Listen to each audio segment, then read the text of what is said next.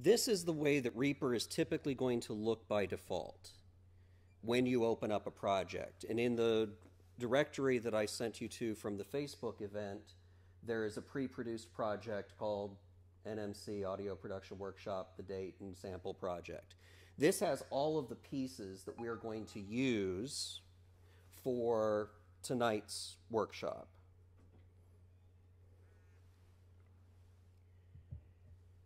One of the first things that we want to do whenever you create a project, say we were creating this project from scratch, is to go ahead and save your project. In this case, I'm going to save it as. And instead of putting it on the hard drive that I brought with me, we're going to put it onto the desktop. We're going to create a subdirectory on the desktop for this project, and we're going to copy all of the media that's involved into there. This is just housekeeping.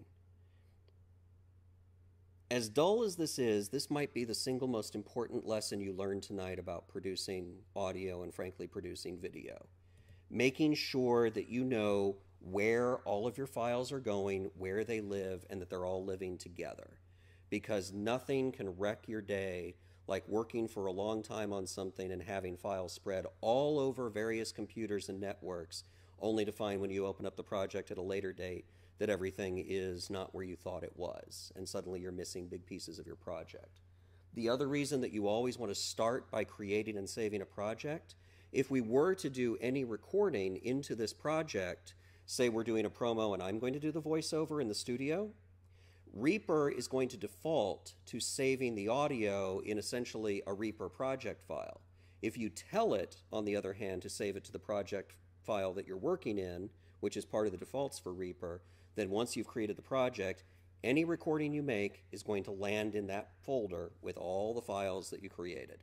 Keeping things tidy is really, really important, especially because of the fact that most audio applications take a fairly flexible view about where they're going to place audio files. Have you ever been burned by that, Alessia? Yeah. That one will sneak up on you. You can create default projects in Reaper so that every time you open it, it looks exactly like you like working. I did not do that in this case because I want to walk through some of the settings that come in natively. One of the first things that I typically do is change the ruler to reflect only minutes and seconds. You see, right now it's set for measures and beats. It's because Reaper, in the end, is still largely a music production program.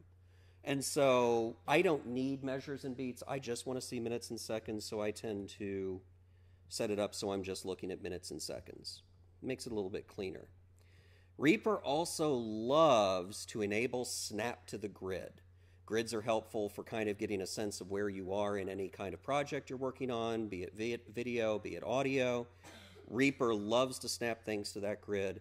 That's not going to work for us because we're going to have to make a lot of very close edits between different sound files. So the first thing I tend to do too is shut that off. Also, despite the fact that having this mixer down here, which emulates a hardware mixer, is very pretty to look at, it's also taking up a god-awful amount of valuable real estate.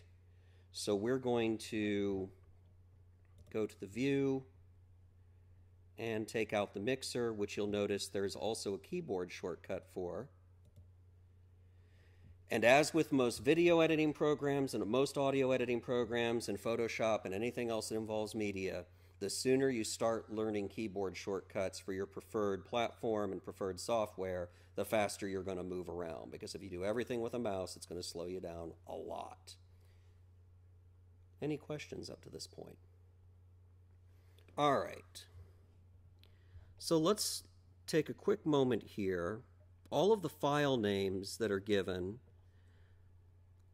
are the names of the actual files on the hard drive. That's going to be a little bit confusing. Specifically, I know from setting up this session that track 3 is our voiceover. Double-click on that, and we can rename it. So now we have a better sense of where we're going for our various pieces. We're going to do that on an individual basis as we go through the pieces. Let's listen real quick to this script. I'm going to click there. It looks like we've got a more solid second take. So if you click up here on the ruler or move the starting cursor, push the space bar. And this summer, it's easy to get into the best TTS shows in town because every Friday is Free Ticket Friday. Because every Friday is Free Ticket Friday. Okay, we're going to have a lot of cleaning to do, so let's go back to the beginning. Down here, that'll snap the cursor back to the beginning. Not quite. We're talking about the summer concert season? Not quite. We're talking about the summer concert season. Not quite. We're talking Just about going to give us a lot of takes. And this summer, it's easy to get into the best TTS shows in town because every Friday is Free Ticket Friday. And this summer, it's easy to get into the best TTS shows in town because every Friday is Free Ticket Friday. Your chance to see Steely Dan, Ray LaMontagne, the Black Keys, the Decemberists, My Morning Jacket, Los Lonely Boys, David Gray, and many more. Starting this week, just listen. Whoops. Starting this week, just listen. Starting this week, just listen each Friday at 9, 11, 1, 3, and 5 o'clock to call in and score on Free Ticket Friday. From Indy's official summer concert station. From Indy's official summer concert station. 92.3 WTTS. Okay. Quick answer to a question of why it starts like this.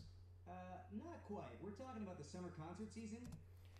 The script as written takes as its gimmick the idea that we'll open with this.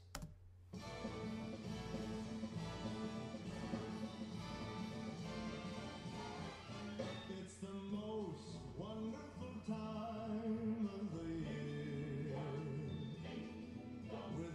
Kind of an instantly recognizable Christmas tune, especially for our audience, with the variation, kind of the gimmick being, it's the most wonderful time of the year. Well, not Christmas, summer concert season. Summer concert season is very, very big for WTTS. It's a source of huge promotions, huge listenership, huge traffic to the website. So in other words, we get Andy Williams with...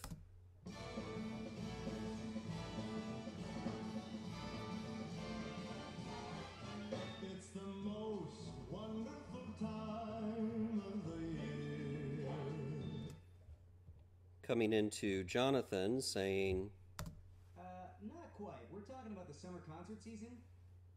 we think that's funny.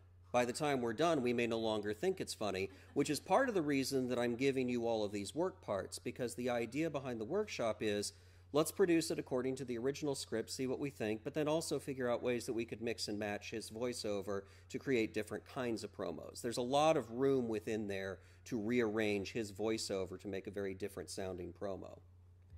All right. The reason I place these in the order that I put them in is because they are in the order that we're typically going to use them. From listening to it, you see that just this first little section of Andy Williams is what we want.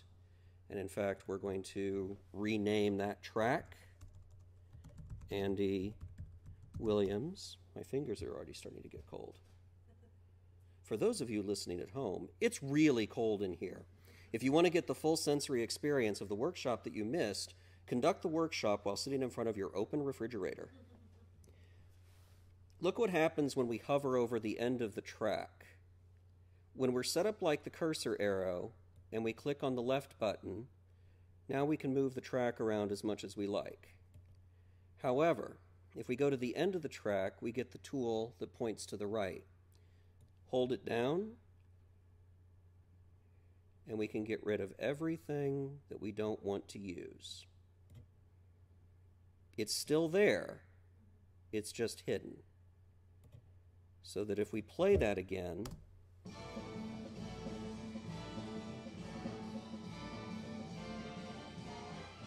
It's the most wonderful time of the year. so now we've basically told the Reaper project that that's the only portion of it that we want. Again, the original sound file is completely intact. That doesn't necessarily perhaps sound like a big deal to you right now, but in the early days of digital audio editing, that wasn't how editors worked.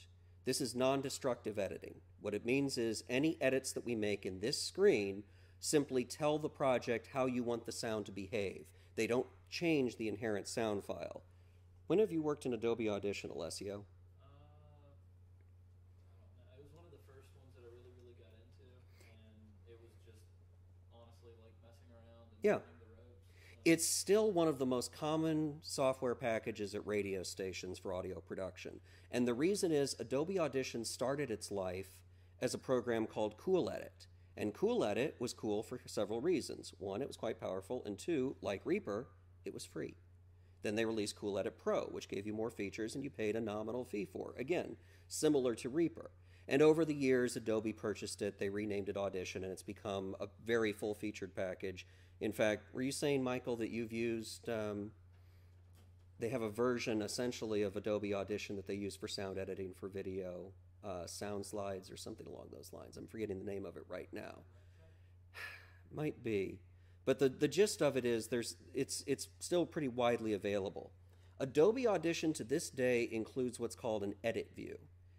In the edit view, and this is true of Audacity as well, you can make changes to the sound file that are permanent. I'm going to cut here, I'm going to cut there, and I'm going to push those two pieces together, and that's actually forever. You have now changed your original sound file. Clearly, when working with very large sessions with lots of sound files, there's tremendous danger there. That's why non-destructive editing is so very, very important. Now, Kelly, Mhm. ask you something. If, Yeah. You have the extended track up there. Let's say I wanted a piece from the middle of that. Can I shorten it from one end and from the other to that point? Absolutely. A faster way to do that, however, might be to point at where you want it to start. If we right-click, you can split the item at the cursor.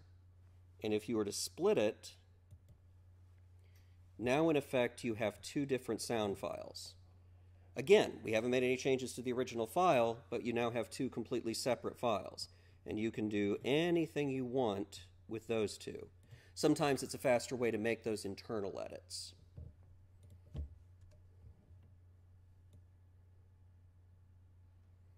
Okay, so the second piece in our script,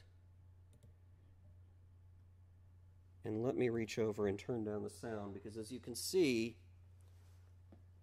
there are times I worry about a little bit about being too obvious or stating the too obvious, but I'm going to state the too obvious. This is quieter than that is.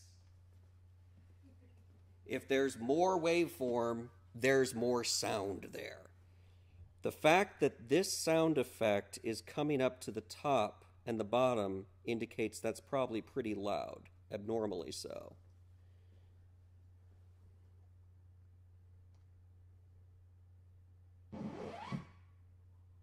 Yeah, it peaked out pretty badly. It's basically a record scratching across a turntable. This, by the way, is a special effect we won't be able to use in the sound world for a whole lot longer, the same way that fast-forwarding a reel-to-reel tape is a sound effect we have to start using very judiciously. Fortunately, one of the most popular promotions or annual promotions, actually we're doing it quarterly now on this radio station, is Album Side Saturday. We still have Saturdays where we do nothing but play entire album sides from vinyl. So we do have an audience that actually knows what a record is. Some formats are getting a little bit dodgy in that area. But the first thing that we need to do is make that a little bit quieter. Each individual track has its own individual volume control. Grab this, swing it, say, about halfway, and what was peaking a moment ago is considerably quieter now. That was probably a little bit too much off of it. If you double click on this, it'll return to its default setting, which is Unity. If you right click on it, you can even set it by numeric value. Say we set that to -6 dB.